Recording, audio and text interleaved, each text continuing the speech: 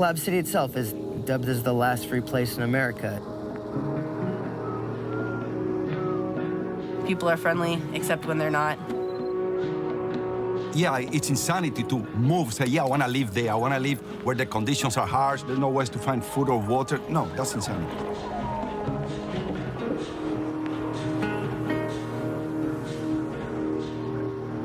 It's simple. Natural law, anything can happen.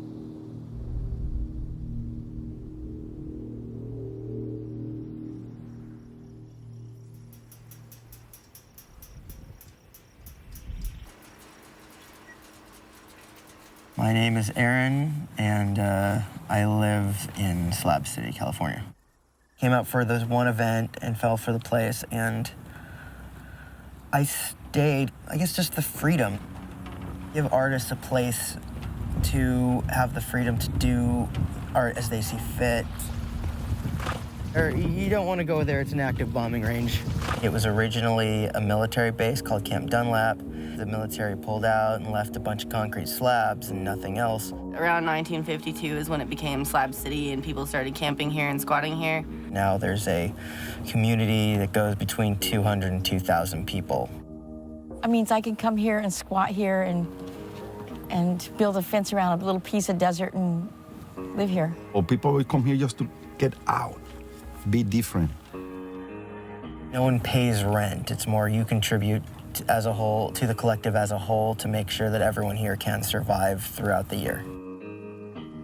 Sometimes I worry about the people here because, you know, we get a lot of people who fall through the cracks here.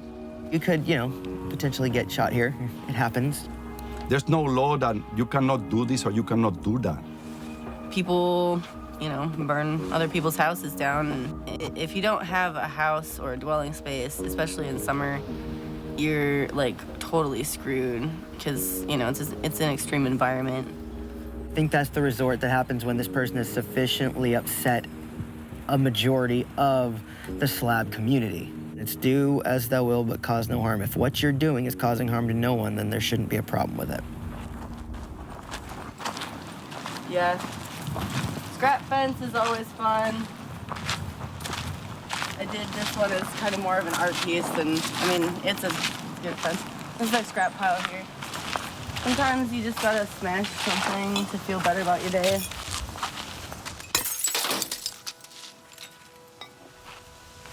I'm Cornelius Van Gogh. I live at and run Slab City Library.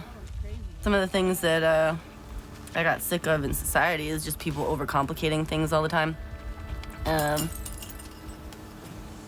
You know, making simple things like just existing a big fucking hassle. When I go into the city, I feel really small. I feel like a tiny little nobody. And when I'm out in the wilderness, I feel like a freaking, you know, like a proud beast, like a grizzly bear or some shit, you know? Like, I am the master of my domain, and I have the freedom to take things into my own hands. I saved up and bought a shotgun because I wasn't sure, like, how lawless it was. I've never had to shoot anybody with it, but, you know, I just wanted to be safe. So I got my shotgun and I came down here and I found out that the library was here and it had been abandoned for a long time and was in disrepair, so I moved in. The television will not be revolutionized. So this here's my personal favorite piece. It was initially built, well, I'm losing my hat. It was initially built and used the backdrop of a stage. And there was 15 TVs and it was very impressive when we built it up there. And so we brought them out here and we stacked them all up and it ceased to be very impressive. It was just small. Tell people if you got a TV you want to get rid of, please bring it down. We're not even gonna ask where you got it. This is Cinnabar Charm. This belonged to our founder, Charlie. He decorated with around 20,000 individual objects. He did all this himself. Or we used to ask him where he found time to do all this stuff. Always his answer was, I've got 24 usable hours in the day, same as any one of you. It's also, as you can see, the first church of the chocolate martini. Tenets of the first church of the chocolate martini: make good thing, do big fun, get more laid, rise and infect. So right here we have the mammoth. The mammoth's actual name is Definition of a Grievance, but we just call it the mammoth. East Jesus is, as our founder Charlie Russell explained, an experimental, habitable artwork in progress. Anyone he knew that wanted to do art and just didn't have a good outlet for it, that was his whole idea of East Jesus being that outlet.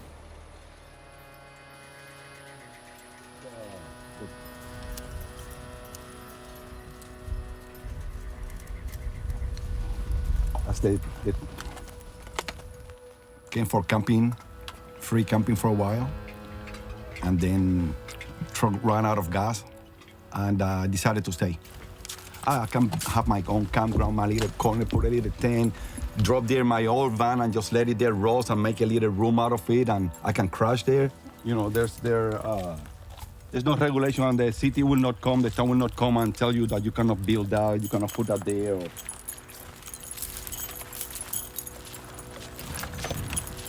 I don't know, maybe I'll turn this into a meditation room.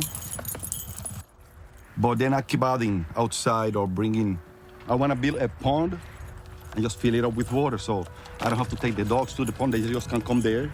Maybe a rock garden, a little, I don't know. Something that I can even get inside in the water, you know. Freedom is a state of mind, I believe. Freedom of not paying, not have to live among a lot of people or congregated in a big city. Maybe that's freedom for me, so I live by myself here, and when I wanna talk to somebody, then I go and visit. And look who I got here, finally. He's tied up. And he's still laughing, smiling. I got the bunny. You see variety of characters. Characters welcome, Slab City, characters welcome. That's what it should be reading nowadays. Huey, now you want to come up here with me? Every county should have a Slab City. Every county, at least, and every metropolis should have there should be a community where people can go and live within their means. And that's what I do basically now. But I have enough.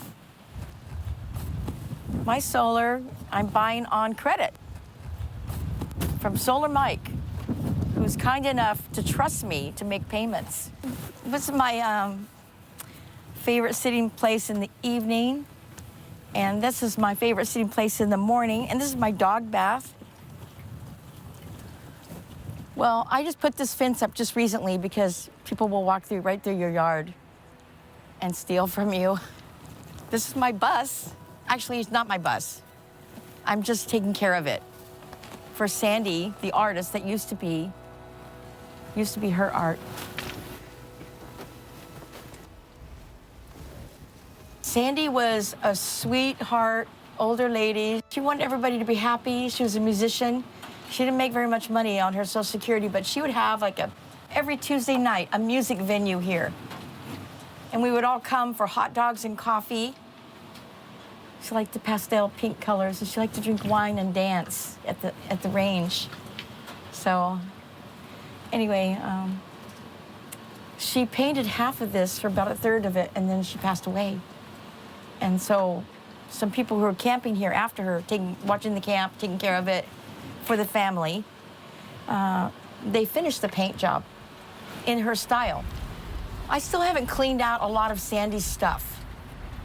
But anyway, I'm really grateful that I can have this little spot, you know, to squat on. And put a few things here and have a place I can just feel comfortable, pretty comfortable and safe.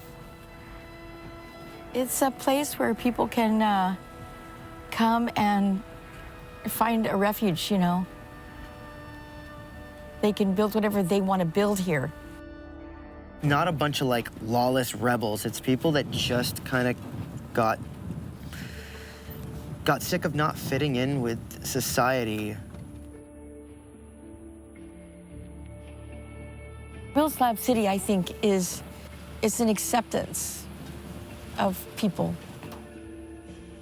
Or people that get stuck. You know, they come to camp for a while, and then truck breaks down, there's no enough funds to fix it or get another one, then you decide to stay and just get insane like them. Slab City, last free place. And it is. So far, we're gonna keep it that way if we can.